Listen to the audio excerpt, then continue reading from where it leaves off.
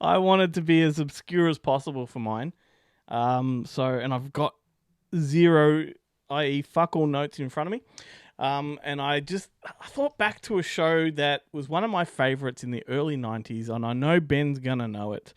I wonder how many other people will. I'm going to hold it up for Ben, but do you remember DAAS Kapital? Fucking hell. Shih Tzu Tonka. Yes. Shih Tzu Tonka presents So DAAS Kapital. Shih Tzu Tonka being the name of the television conglomerate that they receive messages through. Anyway, this is the Doug Anthony Allstars comedy troupe from Australia. That's sort of the bad boys of comedy. They were billed as back in the 90s. They were on a TV show called The Big Gig. They sort of blew up in Europe, came back to Australia and created two seasons of DAAS Kapital. Like everything great that is Australian, they got big overseas first, and then they came back and found success here. I was fanatic about them, and when they went to England and became massive, selling out festivals, selling out theatres, and then they came back to Australia and had to busk in Bourke Street in Melbourne to make a living.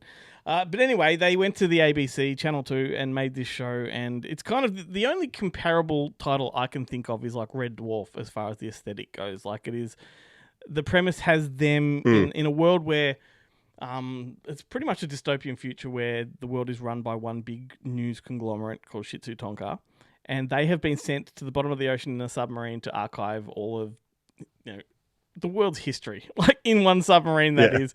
And that's just an excuse for them to do funny stuff on the show. And they've got characters that come and go: Flacco, Psycho Bob, Bob Down, Ross the Cockroach. It's time for Pick a Tit. That's right. All the rage, beige. Beige. And I just adored this show, and the connection there, as obviously with television, is there's lots of intercuts throughout every episode with television fuzz. That then they go to a news segment, then they go to a sketch comedy, then they go to all these things that Shih Tzu Tonka. They cut to a song. All these things that Shih Tzu Tonka are broadcasting in the real world. And at the end of season 1, spoiler alert, the submarine is nuked. They explode and they get flung into space, where the submarine becomes a spaceship.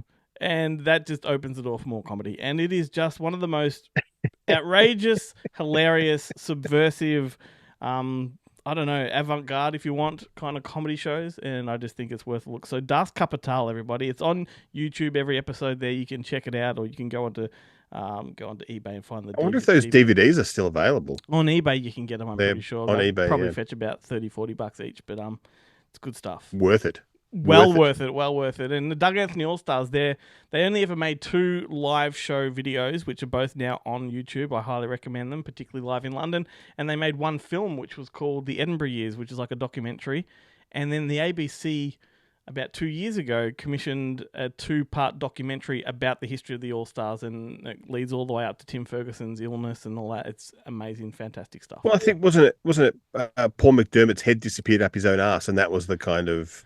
Well, they disbanded because of Tim Ferguson's illness. They didn't tell anyone. Oh, really? Yeah, they didn't tell anyone at the time he had multiple sclerosis, but he couldn't perform anymore because he couldn't feel his legs, and that'll do it. And so they all kind of But he was also the host of Don't Forget Your Toothbrush with Miss Wendy, which lasted for 1 year, but it also only lasted for 1 year because he got too sick and couldn't carry on. So they never bothered to consider a second one.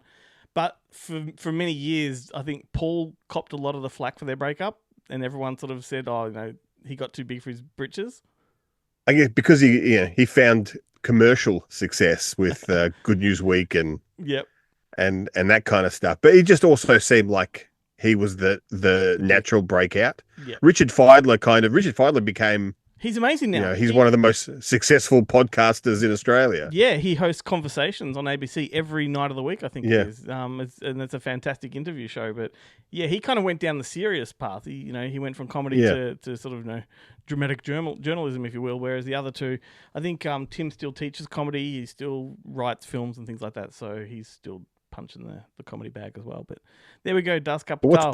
What's Paul doing now? Paul's doing lots of things. Well, after Good News Week finished, he then hosted that big gig revival that was called The Sideshow on ABC. Then he hosted... which I remember, He hosted that quiz show on ABC when he had the big, ugly fuck-off glasses. Kind of like Hard Quiz. Yeah, that's when I thought he'd lost it. Yeah, and then... Yeah, he definitely did then. He looked really up himself in that. But then they got DAAS back together with Paul Livingston as Flacco taking Feidler's place because Feidler couldn't commit to a reunion because he was doing his radio show. So DAAS toured in a different format. I just figured that what's his name had basically Andrew O'Keefe had just replaced him. Yeah. Like in life in general. Yeah. But now that Andrew O'Keefe has fallen from grace, Paul McDermott can come back and fill that void. And I'm sure there's got to be a couple of because did he host a game show at one point? Yeah, absolutely. That's what I said before. Yeah.